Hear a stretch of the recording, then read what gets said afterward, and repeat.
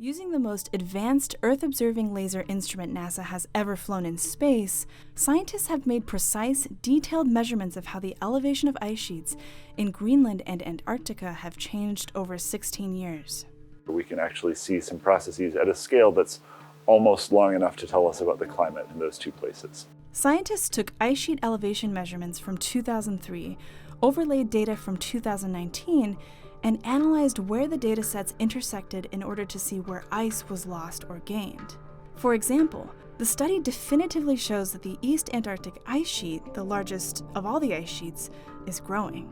But more importantly, what we find is that growing is more than offset by increased losses coming from the West Antarctic ice sheet, which is thinning very rapidly as it responds to warmer ocean temperatures, specifically in the Amundsen Sea embayment area. The West Antarctic side, we're seeing strong thinning on the ice shelves, which is causing drawdown on the inland ice, on the grounded ice upstream. Most of that is being caused because of changes in ocean heat flux underneath the ice shelves, which is causing them to thin. And then consequently, the buttressing force is being lost against the grounded ice, and the grounded ice is then flowing faster into the ocean and causing sea level rise. In Greenland, we're seeing different signatures. Again, in the center of the ice sheet in the plateau, we're seeing increased accumulation, so there is a slight increase in mass in the center, but the overall signal for Greenland is one of thinning, and that is being caused by ocean and atmospheric signals acting all around the edges of Greenland.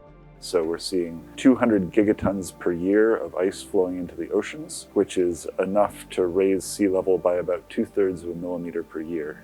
Combine that with the almost 118 gigatons lost in Antarctica, and sea level has risen a total of 14 millimeters over the 16-year period due to ice sheet melt. It may seem small, but the small changes add up. What we expect by the end of the century is, on the order of 2, 3, maybe 4 feet of sea level rise. And because we have all of our infrastructure that is built around the coasts, we have a lot of vulnerability to a meter change in sea level rise. The potential impact from sea level rise is one critical motivation for the continued study of the mechanics driving the changes in the ice sheets. If we can understand those mechanisms and how they've played out over the last 30 years, well, then we can start to look and think about how will those ice sheets respond to what we project the climate to be into the future.